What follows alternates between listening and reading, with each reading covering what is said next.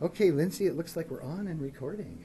Okay. All right, so Lindsay is with the Funeral Services Program here, and she is going to be taking us through this wonderful, what is the name of this room, Lindsay? This is the funeral planning suite. It is our mock selection room that all funeral homes have on the premises, and it's an opportunity for the students to be trained in how to navigate a selection room and how to present merchandise opportunities to families. Right on, and that's a time that people are probably pretty sensitive.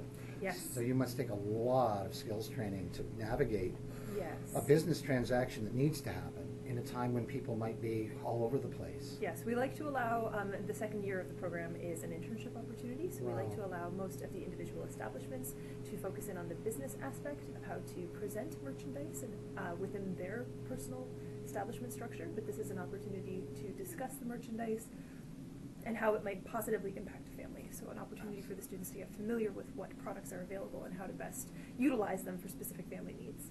Fantastic. Let's have a look around this room. Mm-hmm. This is something else. Yes. And this is something, and this is something. Can you tell us a little about this? I guess let's get oriented in the room first. Sure. It's so interesting for me. I know nothing about it. So this area is all, what is this called, and what is this? This is a corner that's dedicated to traditional style caskets. Right. They range from some of the more basic and entry-level models that are typically used for cremation purposes, whether they are cremation containers specifically or just a lower grade casket that is also suitable for cremation. And then there are a couple of examples of more elaborate and ornate caskets because many funeral homes carry a variety of those. We have a wooden one as well as a sample cut of a metal casket. That's fantastic. We also have the two full models in the corner.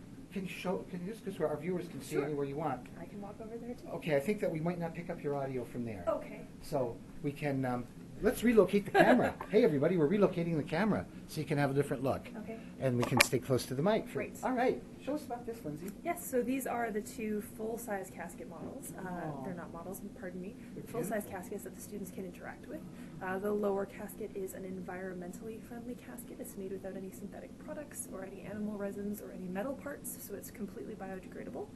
And the upper casket is a full-sized Dominion Maple is the product name. But we have it specifically because it is also a very common ceremonial casket that is used for rental purposes that families can rent and can reuse within the funeral home up to a certain number. Wow. Mhm. I'm just going to pull this chair out of the Please. way so I think folks might be able to see that environmentally friendly casket. Mhm. Okay, and then, so these are for cremation. These are urns, And yes. look how beautiful the urn is with the shells and... Thank you. That's a biodegradable urn. Wow. It's made out of a gelatin composite, so when it comes in contact with water, it will biodegrade. So it's a lovely opportunity for families who are looking to either inter cremated remains and have them return to the earth or to scatter over water. That's an option that I Yeah. know several of my friends have wanted. Absolutely. That had been expressed by the person while they were living, Mhm. that they be returned to a spot that was important to them. Definitely. And that can go very deep, isn't it? And then over here we have this section, and what's happening over here? They're additional urns. They're just different styles of Oh, urns. well, these We are tried different to- urns. Yeah. And what's all this stuff down here with the plate? They're just different setups and different ways of presenting urns so that That's great. that family members who are visiting the selection room can see them in a different context. So we've taken one of them and set them up as a potential pet urn. There's another one for a smaller child, a classic urn, a marble urn. We just What- tried to give them a little bit of context. What are these little guys about? They look like little Those are minions. keepsakes. Yeah, they're little mini urns. That's a I set of got it. 6. All So right. a set of cremated remains could be divided Family into members exactly. and stuff like that. That's amazing. Let's move the camera over here for fun. And all right, so now we have this next section all the way through here. Tell us about what's happening in this part of our studio. Well, a big focus in the industry period is personalization, how to best encapsulate and represent the person who has passed away. It's less about, once upon a time, funerals were pretty standard. It was a question of what day visitation would be, for how long, what casket, and what cemetery, and now things have really changed and evolved. Families in particular want to do something that feels unique and representative of the person that they have lost. And so we're encouraging our students to get creative with different ways to bring that opportunity to families, whether it is suggesting something that might be a little outside the box or something that is a little more familiar and comfortable to them but with an expanded option. Just like the register books, they're pretty standard across the board, but rather than just being a standard book, that families have seen time and time again, there are different opportunities to personalize the books, whether they be custom exteriors or custom interiors. I see. Mhm. Let's move over this way a little Sure. bit to look at this great with the teddy bears and all these little pendants. Yes. These are further personalization opportunities? They are. or- They're also cremation jewelry and cremation keepsakes.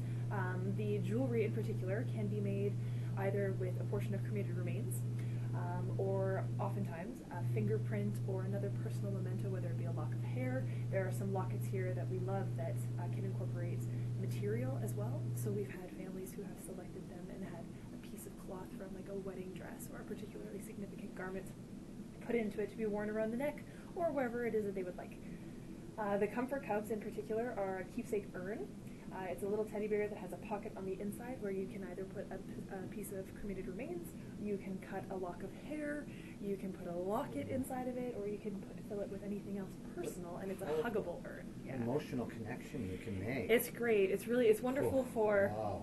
kids who have lost somebody significant, but it also is an opportunity for a parent or an adult who has lost a child to present them with something that is The a little... training you must receive, Lindsay, to understand how to navigate those emotional circumstances Do our and to best. put a positive, or to put an element, I mean, that's a subject of another video, I'm sure. It's a But whole course, yeah. but as you're interacting, you can see that this permeates Yes. the learning.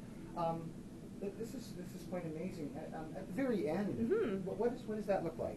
That What is, about? specifically, that is an urn arc, which is the outer receptacle or container that you see that's holding the urn on the inside. Yes. It's a great opportunity to include guests and family members in interacting with the urn. So it provides us with the opportunity to have pallbearers, more than one. Typically, an urn is carried by one person, but this is an opportunity to have 4 to even 6 Wow. potentially carrying the urn. Yeah. It also it adds an element of ceremony. If we were to go off-site, say to a church or to a place of worship, then you can actually process in with some of the ceremony that's associated with the traditional casket, but not necessarily with the burial or entombment that goes along with caskets. Right, and the way it's set up, the way it's framed. I'm just going to move the camera over here to the center so that all of our viewers can kind of be in the middle of the room with us and look where you want. So you use this for teaching. Yes. So I would be a student that knows nothing of this. Right. You would then walk me through these different types of... The students have the chance to, they have an orientation about the products. They also work off of a sample price list that mimics all of the products that are in the room right now. Right. So everything that they're working off of in their documentation mirrors a specific product that is present in this room. Wow. So I guess there's a whole bunch of considerations that go into the final decision. Oh, that's fascinating. So when you use this for teaching purposes, I take it, I see desks here. Yes. So students would normally come in here with This their semester, yes. notebooks and stuff. Yep. And you would be giving some sort of lecture or guidance, and then would they all be interacting with these? Or Occasionally we interact with the actual materials, but often this space is used for our seminars, which are hourly seminars every week, where the students have the chance to practice more of the practical skills that they're going to be That's asked to demonstrate in their internships. So I take it in your program there's a good deal of practical component. There is. Probably not a whole lot of lecturing going on. There's a lot of lecture, a lot of theory. So there's a lot of theory. Yes. And then the practical end of things. Exactly, because the employers want the interns to feel confident to demonstrate these skills Superb. on the job day one. That's great. Yes. So Lindsay, we'll just put a pause on this, Sure. and we'll look at another shoot.